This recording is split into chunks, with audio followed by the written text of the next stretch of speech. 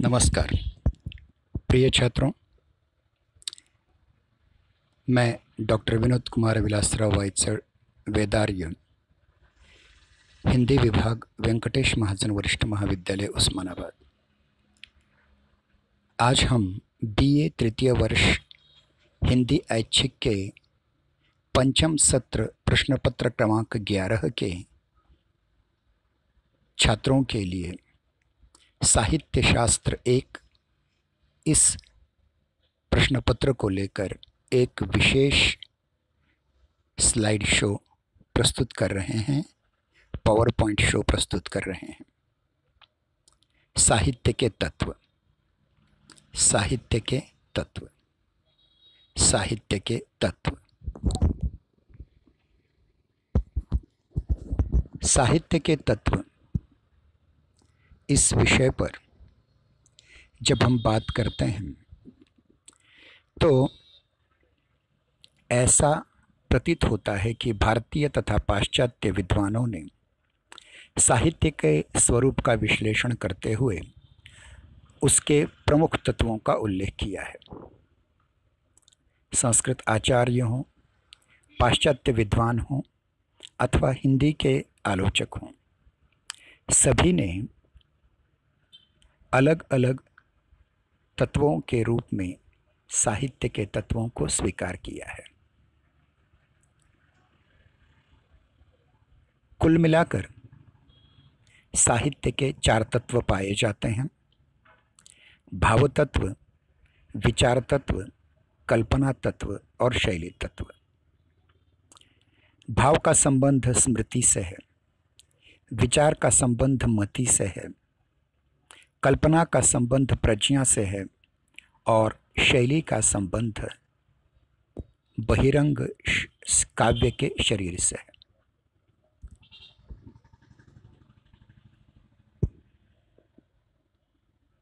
सबसे पहले हम देखेंगे कि इन तत्वों में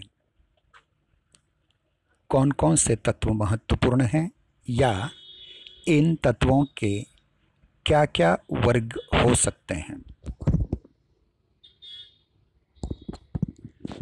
साहित्य के तत्वों में 2 प्रकार के तत्व आते हैं: अंतरंग तत्व और बहिरंग तत्व। साहित्य के 3 अंतरंग तत्व हैं और एक बहिरंग तत्व है। अंतरंग तत्वों में भाव तत्व, विचार तत्व और कल्पना तत्व का समावेश होता है तथा बहिरंग तत्व में एकमात्र तत्व शैली का समावेश होता है। अब हम भाव तत्व इस विषय को लेकर के चर्चा करेंगे। साहित्य के अंतरंग तत्वों में सबसे अधिक महत्वपूर्ण तत्व भाव तत्व है। भाव तत्व के अभाव में साहित्य का अस्तित्व असंभव है। यही तत्व साहित्य को शास्त्र से पृथक करता है। यही भाव साहित्य की आत्मा है। साहित्य में रागात्मकता उत्पन्न करने के लिए भावों का चित्रण आवश्यक है। स्थूल घटनाओं और उनके विस्तृत विवरण की जगह साहित्य में सूक्ष्म भावनाओं का अधिक महत्व होता है। साहित्य का लक्ष्य पाठक की ज्ञान वृद्धि करना नहीं, अपितु उसके हृदय को भावनाओं से सराबोर कर देना है। इस उद्देश्य की पूर्तता भावों के चित्रण द्वारा ही हो सकती है। भावों पर विस्तार से बात की जा सकती है।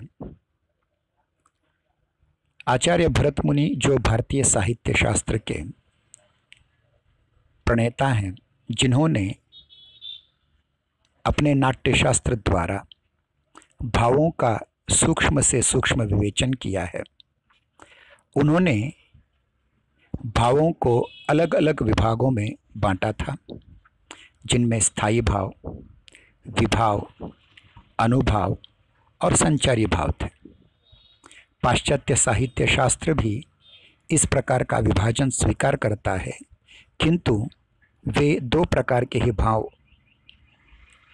स्वीकार करते हैं: इमोशंस एंड सेंटिमेंट्स। इमोशन को ही आचार्य भरत मुनि ने संचारी भाव और सेंटिमेंट्स को स्थायी भाव कहा था। संक्षेप में कहा जाए तो भाव ही साहित्य की आत्मा है।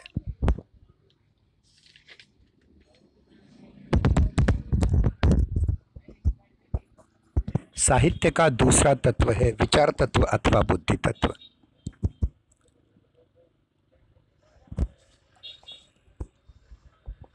बुद्धि का संबंध तथ्यों, विचारों, सिद्धांतों एवं दर्शन से है। विचारों के विस्तार में भाव विस्तार की संभावनाएं निहित होती हैं। विचारों के उच्च शिखर पर आसीन होने से दृष्टि व्यापक बनती है और विचारों के कारण भावों में सौंदर्य आ जाता है।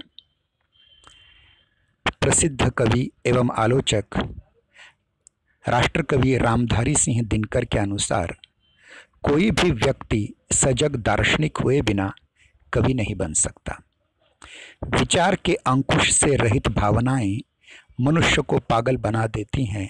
साहित्य में विचार की लगाम के कारण ही भावनाएं भटकने नहीं पाती। किंतु ये भी ध्यान रहे कि कथा संगठन, चरित्र चित्रण, भाव निरूपण के लिए विचारों की आवश्यकता होती है, परंतु यदि विचारों का पार्थक्य साहित्य में दिखने लगा तो समझ लेना चाहिए कि साहित्य प्रचारात्मक बन गया है। केवल विद्वत्ता से कुछ नहीं होता। आचार्य हजारी प्रसाद द्विवेदी कहते हैं, पंडिताई भी एक बोझ है, जितनी भारी होती है उतनी तेजी से डुबाती है। जब वह जीवन का अंग बन करके आ जाती है और सहज हो जाती है तो ही उसका महत्व है।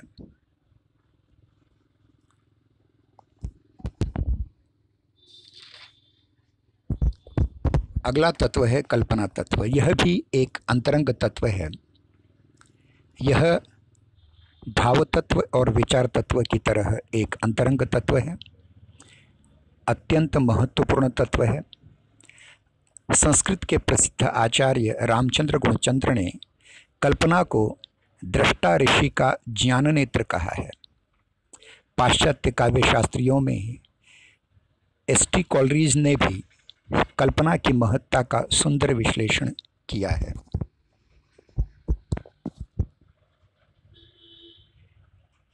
कल्पना की असीमित शक्ति से ही कवि सृष्टि में निर्माण में ईश्वर को प्रतिस्पर्धक बन जाता है। कहा जाता है, अपारे काव्य संसारे कविरेव प्रजापते। यह भी कहा जाता है कि जहां न पहुंचे रवि वहां पहुंचे कवि। अंग्रेजी शब्द पोएट का अर्थ भी निर्माता ही होता है। कल्पना सदैव आनंददायक होती है, अतः सत्य की तुलना में काल्पनिक सत्य अधिक आकर्षक लगता है। यह कल्पना वेदांतियों की माया की तरह है। प्रसिद्ध कवि एवं आलोचक गजानन माधव मुक्तिबोध कहते हैं कि कवि अपनी विधायक कल्पना द्वारा जीवन की पुनर्रचना करता है।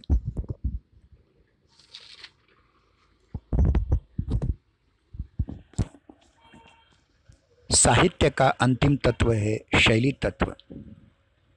शैली तत्व यह बहिरंग तत्व है, अर्थात भाव, विचार और कल्पना यह अंतरंग अर्थात आंतरिक या आत्मा का तत्व है और शैली एक प्रकार से शरीर है।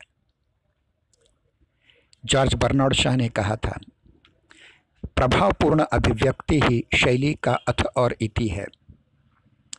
शॉ पे नहार के अनुसार शैली कुछ और नहीं, मन, बुद्धि तथा सूक्ष्म मस्तिष्क के विचारों, भावनाओं की बाह्य रूपाकृति मात्र है। गजानन माधव मुक्तिबोध ने कलात्मक अभिव्यक्ति को कलाकृति का सिंहद्वार कहा है, जिससे गुजरकर सहृदय साहित्य के अंतर्जगत में प्रविष्ट होता है। शैली के अंतर्गत भाषा, शब्द चयन, शब्दों का उपयोग, अलंकारों का प्रयोग, साहित्य के रूप, छंद, प्रतीक, बिंब आदि का समावेश होता है। इस तत्व को अधिकांश भारतीय आचार्यों ने साहित्य के शरीर के रूप में परिभाषित किया है। अब ये महत्वपूर्ण चीज़ है कि इन तत्वों में कौन सा तत्व सर्वाधिक महत्वपूर्ण है, प्रधान है। लेकिन कहा जाए तो कोई भी तत्व एक दूसरे से बढ़कर नहीं है, अपितु इन चारों तत्वों का सहज और समन्वित रूप ही साहित्य को श्रेष्ठ बनाता है। साहित्य के तत्वों को देखने से यह स्पष्ट होता है कि प्रत्येक तत्व साहित्य का अनिवार्य तत्व है। सभी मिलाकर ही साहित्य निर्माण कर सकते हैं। कोई भी तत्व कम महत्व का नहीं रहता। काव्य पुरुष के ये सारे अवयव हैं, इन्हीं से काव्य सौंदर्य का निर्माण होता है। साहित्य के चाहे जितने लक्षण, तत्व या विशेषताओं का ज्ञान करा लें, पर फिर भी साहित्य के स्वरूप को आंशिक रूप में समझने के लिए सहायता देता है। उसकी आत्मा का पूर्ण साक्षात्कार तभी संभव है जबकि हमारे हृदय में भावनाओं और अनुभूतियों की ज्योति हो, हमारे मस्तिष्क में गंभीर अध्ययन का प्रकाश हो और हमारे व्यक्तिगत जीवन में साधना का तेज हो। सभी श्रोताओं को कोटि कोटि धन्यवाद।